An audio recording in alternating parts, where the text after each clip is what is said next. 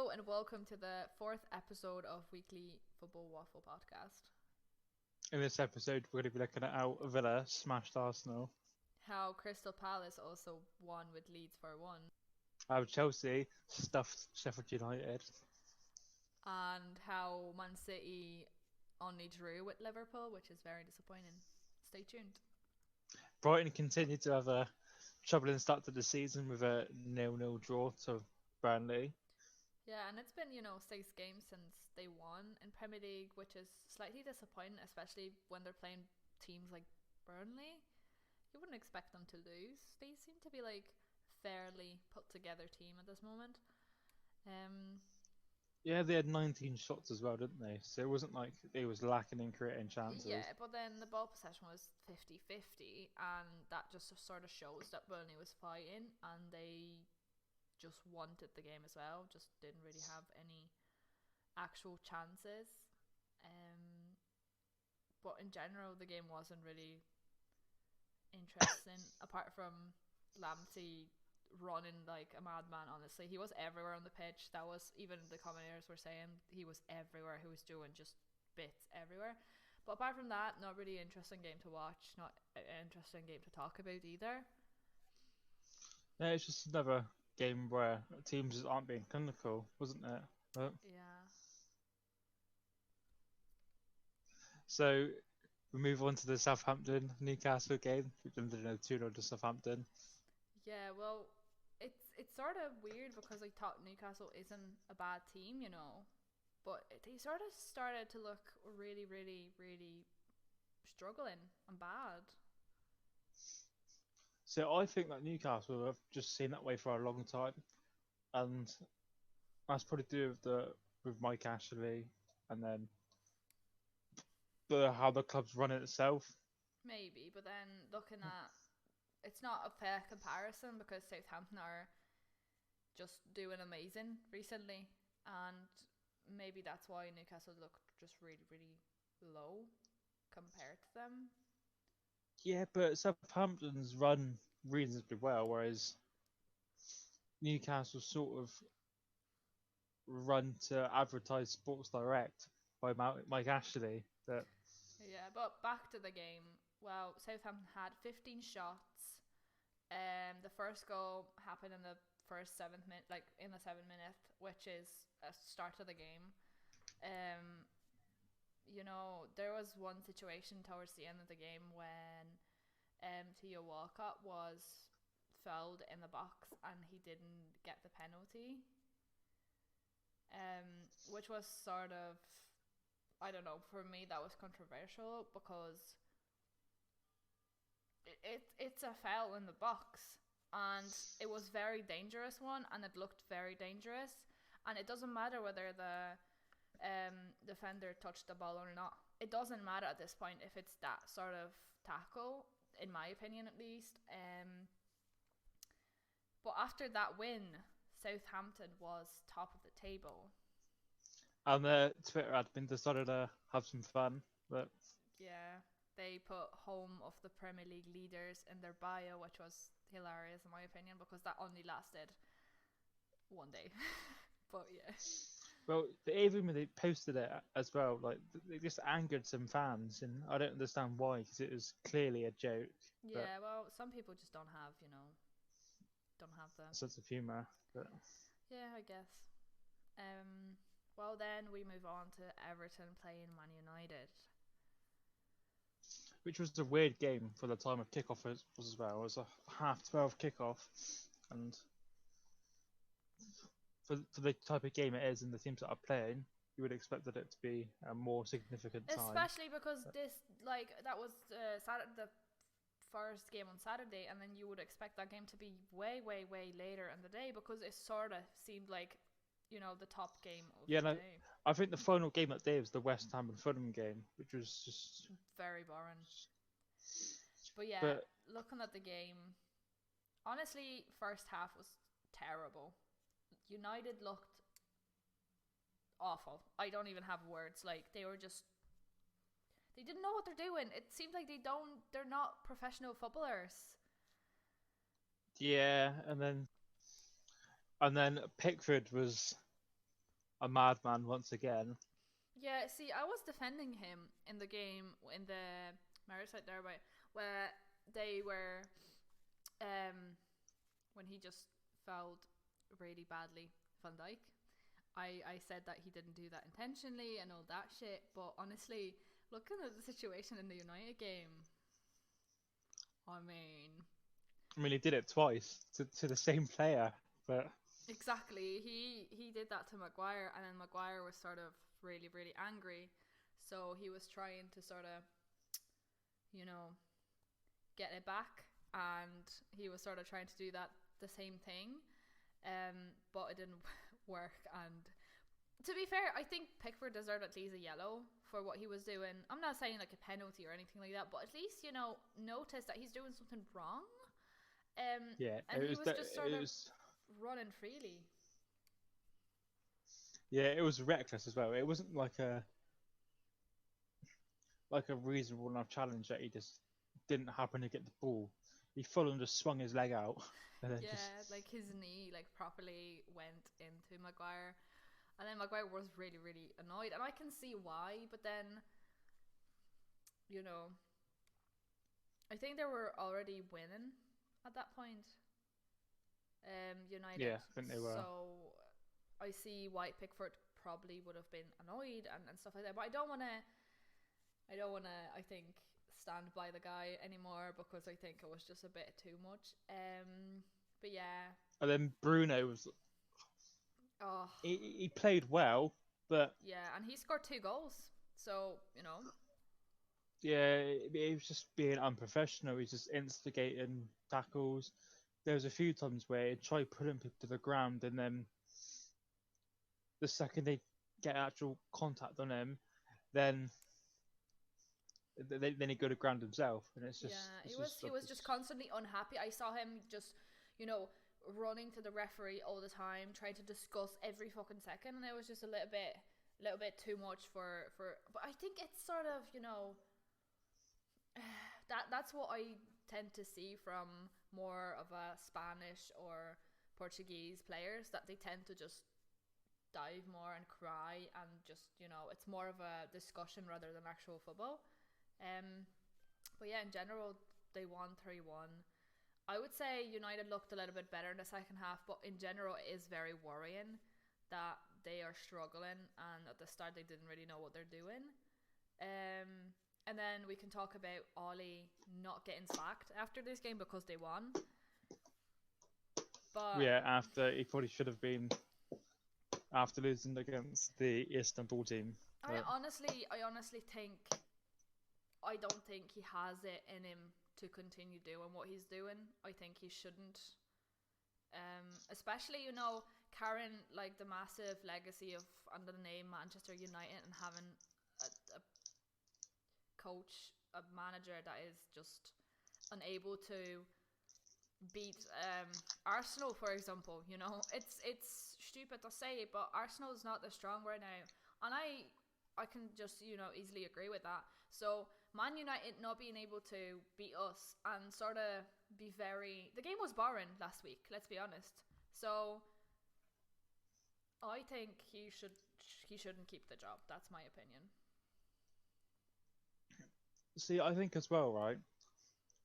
Yeah, Ollie probably isn't the right manager for Manchester United, but it's also to do with like the board and stuff as well, like, and the owners. Yeah, I guess it's sort of we're in the same sort of boat, Arsenal and United, because we have sort of both issue with the board. Because I saw a video the other day, and they were saying that why wasn't another centre half brought in, which would have been more important than like another defensive mid, and they were saying they don't understand why they paid what they did for Van der Beek when they could have got what they needed for, like, let's say 10 mil cheaper. Yeah. But then I just wonder what's going to happen next game. Currently international break, so we're not going to see any of the Premier League action. Maybe it's good. Maybe it's a good time to just reset all of the teams. It's just, especially the ones that were not doing the best. Speaking of Crystal Palace and Leeds, which I believe we talked about it last week, and you were pretty confident that Leeds are gonna. Yeah, and I was once again wrong. But But this also like sort of shows that my theory works. That Crystal Palace loses a game and they're having a bad week, and then next week they're really good, and then they're winning, and then the next week they're bad again. It's just it you can't go like that. That's very, very inconsistent, and it sort of seems like because Zaha isn't a consistent player. I would say he's the king of inconsistent, and it shouldn't show as much on the team performance because of one player. The thing is, as well, right? It's kind of obvious now, and has been for a long time, that Zaha doesn't actually even want to be at Crystal Palace. Like, well, we wanted to buy him, and he didn't want to come. So like, it's his choice. You know what I mean? But then, if you don't want it, but he's getting enough time. Like, if you think about footballer, what he might want apart from a good pay. And I know it's a stable income, right? And then you're getting enough game time. He's playing every game. He's just playing the game. So why would you be unhappy because your team is in the top 6? Make it to the top 6. I'm just really wondering what could be so bad about being a Crystal Palace at the moment. We don't. Well, I think he just wants to challenge for trophies, and well, he had the chance again, as I'm saying. He made the decision of not. We wanted to buy him, and he didn't want to. I'm not saying Arsenal would be winning trophies this season. Well, we might, but not in the Premier League, right? But still, I would say Arsenal is a bigger club than Crystal Palace. It's just you have to say that. Yeah, you're right. So I'm not saying maybe not now, maybe not today, but in general, if you look at the entire sort of club history and all that. The game was 4-1. Actually, I don't think I watched the game myself, but I was just seeing, that they were just scoring and scoring. I was just getting notifications on my phone that Crystal Palace just going nuts. I feel like from what I've seen that Leeds are just making very, very stupid mistakes. Like. Well, Bamford still got me some FPL points, so I'm kind of glad about that. I think you would have had more of them, but I think he was offside with one of those goals, so... Yeah, the first goal was disallowed. But... So, but I think Leeds have the potential, I think, to sort of move on maybe next season if they stay in Premier League, but they're just making too many rookie mistakes. They're just sort of like... At some point, they're just running around, and they're just their structure just goes to pieces. Honestly, I would still think they managed to probably be like around the table still. Yeah, I think they're definitely gonna stay in the Premier League. Honestly, I doubt they're gonna be a second Leicester, as like Leicester joined the Premier League the next season they won. Yeah, I don't see it happening, but. That group of players that Leicester had that season was it was unreal that they had those players. That was amazing. And obviously, I remember these days. Not long afterwards, they all got shipped out to different clubs. So. Yeah. Well, and then. Moving on to the Chelsea and Sheffield United game, which is a 4-1 thriller. Well, Sheffield United started really well by taking a 1-0 lead, which, well, I was happy with. I really wanted Sheffield United to finally get some points. And that I think that was a score. I think that's the half. Like it finished with that score, and both of the teams looked fairly similar. It wasn't really like nobody was dominating, which it's a shame for Chelsea since they're like apparently a top 6 club, apparently. But yeah, and then in the second half. We got Abraham's. Did Tammy Abraham equaliser, and then I think the second goal was by Chilwell, and they were leading 2-1, and then it sort of went from there like a train. So and then they had another goal and just finished 4-1. But the game wasn't enjoyable to watch. It's another Chelsea game that I watched, and it's really bad as like not watchable performance. And then Tammy Abrams seemed to be arguing with the referee quite It's a a fair bit second as game well. in a But row, I think. He's just unhappy with every referee and every decision. And it's just sort of, is that the mentality of like a youngster, or is it like a Chelsea mentality? yeah, it's hard to Like, say. But again, like, I'm not sure if that's because of the manager. That's why the football stopped being enjoyable, because, like, on the Chelsea side. But it was just a mess, sort of. And it seemed like they were just giving the ball to Sheffield United to play with it for a bit. So they were playing with the ball, and then they would just take it, score one, and then give the ball back away. That was my experience, but it was just very, very boring. well, I think I've changed my mind for relegation contenders. Really? I reckon Sheffield's in for a shout, and if they don't get relegated, they're going to be like very close to Yeah, being I think relegated. so. But I don't think I picked them for the relegation this year. And then we have West Ham playing Fulham. Um, Ball position, fairly even, I thought.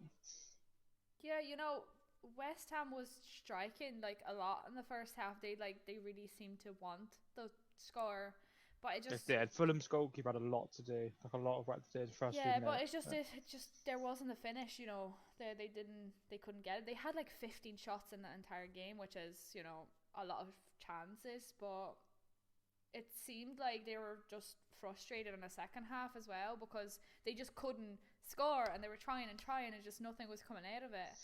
And then Which in the end, they finally did get the goal in the extra time, which is good for them. yeah, it's good, but then Fulham gets a penalty, which, well, for West Which Ham they missed it it was very because of lucky. Yeah, that stupid penalty was. yeah, but it's It just was. Have you seen the clip of it as well? yeah, I watched the game. Yeah, It was an awful penalty. yeah, but then West Ham should be winning more, should be comfortably winning with a teams like Fulham, and not having it, sort of. They scored in Be decided by a pen. yeah, and then they like, scored in at a time, and then there's a penalty. So technically, they would have just got like 1 point out of this game, and I think that's not good enough for West Ham. I think they have way more potential than this, and they should just, Yeah, definitely. They should definitely be yeah. beating teams like Fulham, I think. And then the West Brom Spurs game. Honestly, I was watching the game with my dad. My dad almost fell asleep. He was laughing that I'm actually watching the game because it was so boring. Honestly, West Brom looked as good as Spurs in this game, if you can say as good, because And people thought that Spurs were going to challenge for the title as exactly, well. and it's crazy because, well, Spurs weren't struggling, right? But it just seemed like they were just not doing anything. They were just sort of like warming up, maybe, I don't know. And the goal was scored fairly late. And then if you look at the stats, right, there is 9 shots for West Brom and 10 for Spurs, which is quite even. And I think they didn't deserve to win. I think they were even on the pitch, and as I would reckon Mourinho would say, well, we won, but it wasn't a good, enjoyable game. A good win. It wasn't a good win, definitely not. So I would skip the game next time if I would had the chance to watch it again. But a game that I thought would be really interesting and like full of goals was like the Leicester and Wolves game, and it was the opposite. Yeah, to be fair, the game, because I also watched that game, and it was a game after the West Brom Spurs. You could see the contrast that both sides actually were trying, and they were like chasing the ball. They were wanting to score. There was actually some things happening in the game. But it wasn't, like goal after goal after goal. And Leicester could have won this game 2-0 because there was 2 penalties for them. But Jamie Vardy, I think, under that pressure, he just couldn't score the second one. Ball possession 50-50, 7-6 shots again, very sort of even. Yeah, some good saves by Schmeichel as well. Yeah, these were actually, I remember he had like sort of, I think, 3 very, very close chances, and he managed to just own it, and it was really, really nice and class from him. And honestly, Wolves, I feel like they have some sort of issue with the players being tired, because in the second half, let's say halfway through second half, they looked just so tired. They barely were chasing a ball anymore. They just didn't want it anymore. Yeah, And it's maybe it's because of unlike, the intensity of the game as well. maybe, Like, but then it's unlike for Wolves because they usually score in second halves and they use that the opponent is tired. This time you could see the total opposite. But yeah. yeah. And then moving on to one of your favourite games of the week. Well, the City and Liverpool game, which is it was by far the biggest game of the weekend. Definitely agree. I But, agree. and then when the initial team sheets are out and saw that Liverpool was playing a four up top, It it was was mad. When I saw the lineup, one of the commentators in the previous games that I watched said something like, "Do you reckon this is too aggressive to put four there, right? So three in front and then Firmino in the back right behind them." And the person answered, "No, well, actually it could work for them." And then I saw the lineup coming up for this game and Klopp actually used what the guy said. And I was like, that is mad. That looked really dangerous. and then fairly early on, there's the penalty, and it's a fair penalty. It's It was. the exact same foul that Kyle Walker did against Leicester as well. But It was a I fair. thought There that was no controversial about that. Laporte and Diaz looked good together. Well, And then Laporte had some really nasty foul in the second half that he was pulling the guy by the neck, and I was like thinking, don't do that. Don't get a red. yeah, that's Just don't asking get for a red. Yeah, that was And then honestly. but I thought, considering Liverpool played four up top, they didn't score goals in open play either. And Yeah, genuinely, I expected from the game. Well, I did and I didn't because looking at the past City games, they're not really driven. They're just sort of passive games, and then one goal there and they're winning. But looking at Liverpool games, I thought it's going to be way more competitive. There's going to be more goals, and it wasn't. And the game, it was sort of keeping me on the edge, let's say, but it wasn't anything amazing from both sides, really. then there's a penalty for Man City as well, which Kevin took, and it was miles off target. It gave me flashbacks to when Morris missed that penalty as well. But Yeah, it's that one thing that you should just always be able to do as a score penalty, because it's just a 90 to 10 or even less than that. I don't even know the stats, but you have such a high chance to score this. And well, I must admit that Pep actually he looked like he cares again. He was talking, he was yeah, but shouting, I thought in that game, probably about after the 60th minute or so, he started settling for a draw. Yeah, But well, maybe that's what he was going for from the start, which is yeah, but pathetic. Looking at that Man City should just be able to do way, way more than that. But what I don't understand as well, so after the post-match press conference, Yeah. he was saying that like he agrees with Klopp's wanting to bring back the five substitution rule, and what I don't understand is why we only used one substitution out of three, if he thinks that. Yeah, And I agree. he started to bring on Foden late game, and then he decided not to, and I don't quite understand. So, but Sterling just he isn't performing well at all, and it's just frustrating. And I think it's because he's just too comfortable. Yeah, it might be the case, honestly, because I remember when City was just maybe not unbeatable, but it was, you played Man City, that was just a scary game to have, and now it's sort of like, how's it gonna go? And that's not a mindset that you want the opponent to be in. No, Um, that was like when we had Stanley on the left, and then Grab top, and then Raz on the yeah, right, and then I think it's just maybe it's time for Pep to actually go, because at the end of the day, it comes from there. yeah, and I think as well it probably is a bit of a refresher, and I think before it was more of an issue of the defense not being good enough, whereas now like we're not scoring enough goals. The defense is fine now, Yeah, I feel but like you were struggling with the defense when you had so many injuries, and then that was just a part when you sort of can expect the struggle as a team, and then when everybody's back and you're still struggling, then you start thinking and asking questions. Maybe it's not the team, maybe it's the manager, maybe that's the issue. And then moving on to No, the I don't want to move on to that. well, I'm sure you can guess what game it is. The Arsenal game. Yeah, we lost to Villa 0-3 at home, and which is awful. We conceded the first goal in the 47th second of the game, which was obviously it was disallowed, yeah, but it doesn't matter. That was start and end of the game right there. It just happened so quickly, like as well. Yeah, because like we started. I didn't have time to process it. We started watching the game, and it was like immediately right there the goal, and I was like, oh, okay then, and sort of, you know, I watched some people having their opinions about this game, and somebody said that was already a warning there.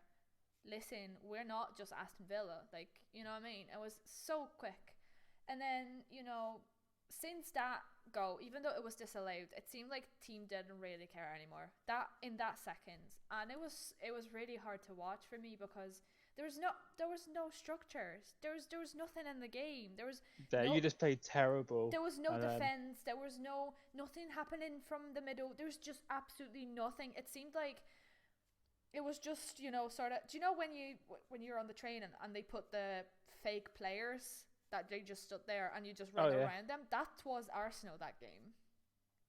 We were just there. Then shortly afterwards, Villa scored, didn't they? Yeah. And then they actually just made it 1-0 up. They actually did score that one that was actually allowed, and it was all fine. It was onside, and that was, you know, another sort of push for us. And it should have been a wake up call, if not the first goal that was, you know, disallowed. The second goal should have been just a wake up call. Wake up, do something, you know, start playing. But what happened? Nothing. Absolutely not. They weren't even trying to equalise. They weren't trying to do anything. And honestly, Arsenal in this game looked like a championship team compared to Villa. And the substitutions for made no sense. I have no idea why Partey got taken off, whereas William was awful all game. Yeah, well, Partey got took off in the half because he got injured. And fair enough, I was raging as well because why are you taking the best player on the pitch? But apparently he was injured, so fair enough. But then when that happened, the game absolutely, like, our team just fell apart. Yeah, it just crumbled. It was awful, and then they scored another one, and then the team looked even worse, and then another one, and it seemed like there was just, well, to be fair, there's no coming back from 3-0, you know, in the second half. Well, and it was close to being a fourth goal as well. It was, and then, you know, I had two moods during that game. I started crying in the 47th second. Then I kind of put myself together, and then when they started scoring, I was laughing. I was laughing like a psycho, honestly, because I didn't believe what's happening. And it's not the fact that they're winning. It was the fact that we're not doing anything. We're doing absolutely nothing. And then at the end, I was just letting them play like that. And then I just started crying, honestly, because I was upset that they're not fighting. I was upset that they're not trying, and you know, Villa deserved to win. They played a beautiful football. It was really enjoyable to watch if you would be their fan or just a neutral. But for me, it was a heartbreaking point. And honestly, when we were watching the game, I remember I told you that the only thing I'm asking for is Arteta to say that it's his fault, to admit it, to own to it. And I actually did watch the game. The interview after the game, and he did say that it's his own fault, that he is the one that is supposed to prepare the players, to prepare the tactics, prepare all of that. So obviously I was happy that he said that he wasn't making excuses. He didn't say anything. He did admit that Villa played really well, and I agree with that. I don't want to take anything away from Villa because honestly they played really, really nice, and that is why I say that in every episode. I say, don't ever estimate your opponent. Don't ever do that because you never know what's going to happen. And that's the reason, right? But I don't understand why Aubrey's on the wing either. But it was so weird. But, like, it's another game that it is like that. Why is Lacazette starting 13 games in a row when he's not performing? Why is Willian starting over Pepe? And then, honestly, Do you know there was a sub when Willen got subbed for Pepe, and who was it Laka? Laka was subbed for Eddie, I think. Yeah. And they immediately created one chance. It was within seconds that they got subbed. Why are they not starting? Where's Nelson? We have so many players that are actually performing really well, and they're performing well in Europa League. I don't know, is Europa League more important than Premier League now for them? Because it sort of seems like the outcome that we're getting isn't Europa League. And honestly, we didn't have a defence. They were ghosting. Bellerin was making mistakes. Taney wasn't on the pitch. Like, genuinely, he wasn't on the pitch. He was, but he wasn't. He was just a ghost. Yeah, like... he was a ghost. And then, you know, Rob Holding was sort of... It was funny because the opponents, they were doing whatever they wanted with him. He was going left, they were going right. It was just nothing working, and there was just Gabriel left. You can't do much with one person in defence, can you? Yeah, that's just it. And the entire thing just sort of seemed like Emery flashbacks for me, and it was just bitter. It was bitter. And if somebody would say, you know, ask a question, what would you think that should be changed? I'd say everything. Judging by this game, I would say everything, but obviously the past games were a bit better. We won with United, you know, and we went with United away, and then we got smacked. We got absolutely destroyed by Villa. And is Villa not a team that just started in Premier League this season? No, they've been in before. They was no, in last before. Season as well, oh, but... were they? Okay, because I thought they just got promoted, and I was like, they was in last season, and it's been in quite a few years ago as well. Yeah, but... I remember that. I just didn't remember if they were playing this season. But honestly, a disgusting performers. But yeah. But it's an insane difference because last season they only survived because of the Hawkeye fault. Yeah. And if that fault never happened, they would have gone down. So. Yeah. So see, and then. Well, honestly, they played really, really well, and I honestly cheer for them as, like, you know, go on, because you deserve it with performances. I wasn't happy that we have international break coming, but I think it's very much needed for, after watching this game, we need that. We need to sort of reinforce all of that. We need to think about it. We have to restructure. But then also I've heard that somebody was saying that Arteta needs somebody behind him to help him out with the choices. And I think I also heard somebody saying that he should have been coaching our under 23 first and then come to the squad. I don't think so. I don't think he made a mistake. I think he played the same squad that we played with United. Yeah, so... And maybe that's the issue, that he didn't adjust the squad compared to the different team that we're playing. But it's just hard to judge, and it's like, you know, people make mistakes. It's his job, he's still learning, and you have to just back him. And people saying Arteta out or just reactionary. And it's a weird season anyway, isn't it? Still, exactly, so. And you know, I think I was watching AFTV video, and I think Robbie said something like, it seems like it doesn't make much difference that away game or home game are any different anymore because there's no fans, and that used to be the main thing. And it seems like, well, there's a stat now where there's more wins away than there is home. Yeah, and I think it just doesn't matter anymore because honestly, like, that's what it looked like. Arteta played away and home with the same squad. It doesn't matter anymore. And you know, it's just who's the better team on the day. Yeah. So it sort of seems like, you know, football came back to the number to where it was at the start. Just who's better. It's not the atmosphere in the stadium that makes a difference. The fans are shouting. It doesn't really matter anymore. And yeah, I think that's the wrap for this episode. We're not going to be back with Premier League action next week, but we will. It'll be international break after England's drubbed Belgium. Oh yeah, we'll see if that's going to happen. But yeah, we'll bring something for you next week, and then we're back on the 28th. I think that's the next Premier League game week, and we have some fixtures like Brighton playing Liverpool, Arsenal playing Wolves, Crystal Palace is playing Newcastle, Leicester is playing Fulham, which should be pretty straightforward.